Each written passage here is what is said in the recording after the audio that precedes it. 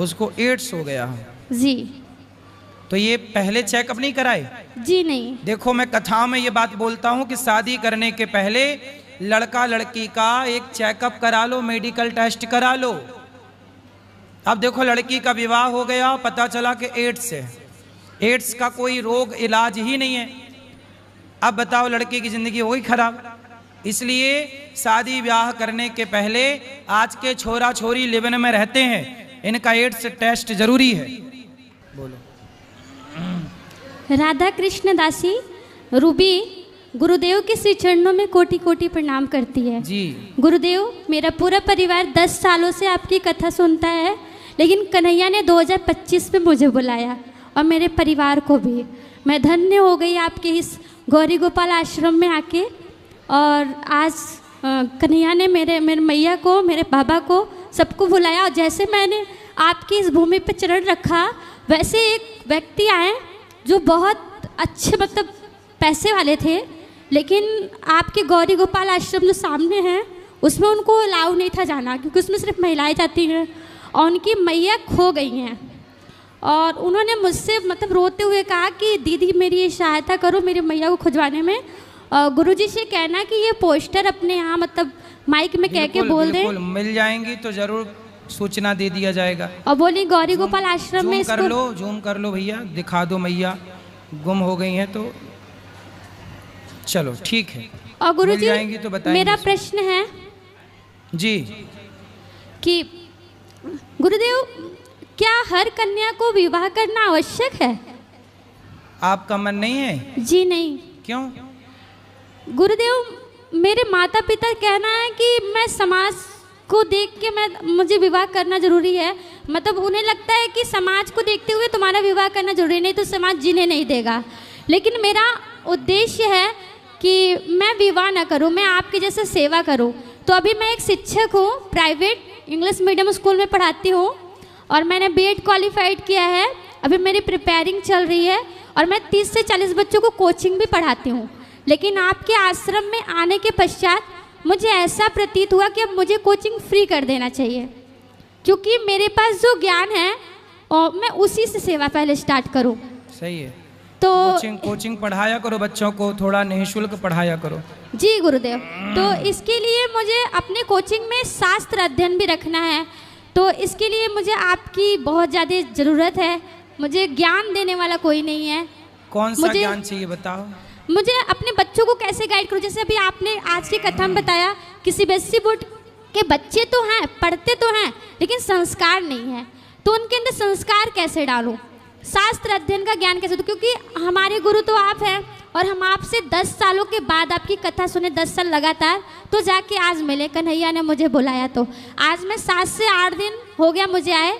मैंने हर जगह दर्शन किया, लेकिन जो चीज़ मैंने आपके यहाँ आके देखा, माँ की सेवा, भोजन जो आपके यहाँ चलता है, वो सब देख के मुझे ऐसा लगा कि सच में मैं जो अपनी मैया से कहती हूँ मुझे करना चाहिए। तो आप मेरी मैया को, मेरे बाबा को समझाइए कि विवाह ही सब कुछ नहीं होता। मैं अपने पैरों पे खड़ा रह के समाज की सेवा कर सकती हूँ। बिल्कुल कर सकते हैं, सही है। तो गुरुदेव, मुझे विवाह करना चाहिए, माँ बाबा की बात माननी चाहिए या कितनी फिर... बहन हो आप? 3 बहन हो और मेरे भ्राता 2 हैं। देखो, आपका विचार अच्छा है कि समाज सेवा करना चाहिए, लेकिन आपको आपके मन पर भरोसा है? यस जी गुरुजी। सुनो, मन आज तो चलो ठीक है, कल को मन यदि भटका तो यदि आप अपने मन को सदा कंट्रोल कर सकें, अपने मन पर आप हावी हो सकें, तो फिर ठीक है, आप समाज की सेवा करिए। समाज की सेवा तो सबसे बेस्ट, इससे बढ़िया कोई काम नहीं हो सकता, लोक परलोक दोनों के लिए। तो गुरुजी, आपके यहाँ गुरुकुल है, तो आपने गुरुकुल में कन्याओं का स्थान क्यों नहीं दिया? इसलिए तो आज ही कथा में बोले कि हम एक विद्यालय बना रहे हैं जहाँ बेटियां भी पढ़ेंगी और बेटे भी पढ़ेंगे। तो और आप साथ जुड़े रहना, तो आपको ही वहाँ पढ़ाने के लिए हम नियुक्त करेंगे कि आप पढ़ाना, ठीक है? तब तक और आप अपना अध्ययन मजबूत करो। तो गुरुदेव, अभी मतलब कि मुझे क्या करना चाहिए? क्योंकि माँ बाबा बहुत ही जोरों से बच्चों को कोचिंग के दौरान कथा में जो हम अच्छी अच्छी बातें बताते हैं, आप थोड़ा भगवत गीता पढ़ना स्टार्ट करो। गुरुजी, हम भगवत गीता भी पढ़ते हैं, फिर वही अच्छी अच्छी बातें अपने बच्चों को बताओ, तो शिक्षा के साथ संस्कार तब बनेगा जब आप बच्चों को भारतीय प्राचीन भारत के विषय में बताओगे कि हमारे भारत में क्या था। धर्म सबसे पहली आवश्यकता है। बच्चों को ये पढ़ाया जाए कि बेटा धर्म किसे कहते हैं। यदि दो चीज़ें पढ़ाई गई कि धर्म किसे कहते हैं और अधर्म किसे कहते हैं, आज बच्चों को पूछा जाए, यहाँ बैठे लोगों से पूछा जाए कि बताओ धर्म किसे कहते हैं और अधर्म किसे कहते हैं, बहुत सारे लोगों को पता ही नहीं कि धर्म क्या है और अधर्म क्या है। हम ये दो चीज़ें यदि बता पाएँ बच्चों को कि धर्म क्या है, दया को धर्म कहते हैं, सत्य को धर्म कहते हैं, परोपकार परहित सरिस धर्म नहीं भाई, इसे धर्म कहते हैं। धर्म की बहुत गूढ़ गूढ़ बातें हैं। धर्म किसे कहते हैं? जैसे आप और मेरे बीच में कौन है? मेरे और आपके बीच में कौन है? गुरु और शिष्य का संबंध है। मेरे और आपके बीच में है धर्म। धर्म ही तो कहता है कि आप मेरे शिष्य हैं और मैं आपका गुरु हूँ। वरना यदि लड़की को देख कर के कोई लड़का गलत दृष्टि रखे या लड़की गलत दृष्टि रखे तो गलत दृष्टि भी तो रखी जा सकती है। पर मैं कहता हूँ कि आप मेरी बहन हो, तो मैं कहता हूँ मैं आपको देख रहा हूँ तो बहन की दृष्टि से। ये कौन करवा रहा है मेरे से ये काम? मेरे भीतर का धर्म। मेरे भीतर का धर्म ही है जो हर स्त्री को माँ, बहन और बेटी के रूप में देखने के लिए विवश करता है। यदि धर्म मर जाए किसी का, तो रावण ने सीता मैया को देखा तो था। सीता तो जगत की माता थी, जगत जननी थी, पर जगत की माता को भी, सीता माता को भी रावण ने गलत नज़र से देखा, क्योंकि रावण का धर्म मर चुका था। यदि धर्म जिंदा होता तो रावण किसी स्त्री को, पराई स्त्री को गलत दृष्टि से देखता ही क्यों? दुर्योधन का धर्म जिंदा होता तो भरी सभा में नारी के कपड़े उतारता ही क्यों? इसलिए मूल बात है धर्म को जानना। आज ना हमारे देश में एक बहुत बड़ी विडंबना, हमारा देश पता है क्या है? धर्म निरपेक्ष। निरपेक्ष का मतलब क्या हुआ? जीरो नहीं, सभी धर्मों को मानने वाला नहीं। निरपेक्ष का मतलब होता है सापेक्ष, और सापेक्ष का उल्टा निरपेक्ष। निरपेक्ष का मतलब होता है कि आप धार्मिक नहीं हैं। जी गुरुदेव। आप धार्मिक क्यों भैया? क्या किसी लड़की को बहन के रूप में देखना क्या ये धर्म नहीं है? यही तो धर्म है। रावण के भीतर धर्म होता तो क्यों देखता?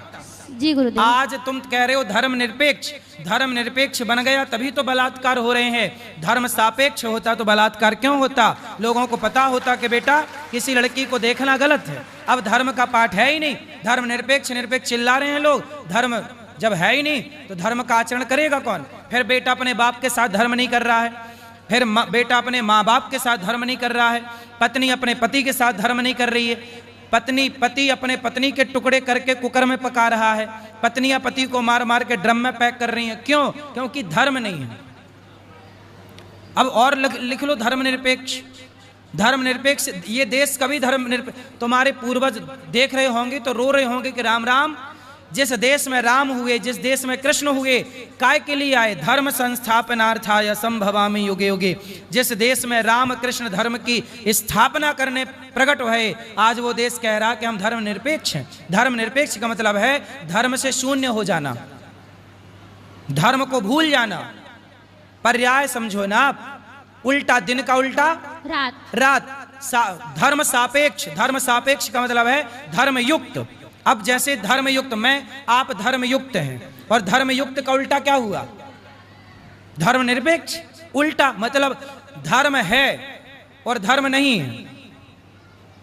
दिन का उल्टा रात, ऐसे सापेक्ष का उल्टा निरपेक्ष, सापेक्ष का उल्टा निरपेक्ष। हाँ, अब इतनी सी बात लोगों को समझ में नहीं आई कि धर्म निरपेक्ष शब्द जोड़ करके कितनी बड़ी हानि कर दी इस देश में।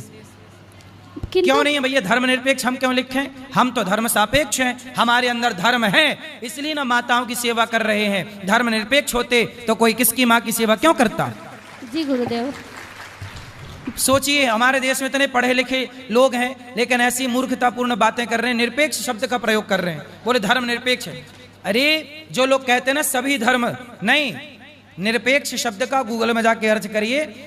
निरपेक्ष शब्द के आप अर्थ ढूंढिए क्या है। निरपेक्ष का मतलब क्या होता है?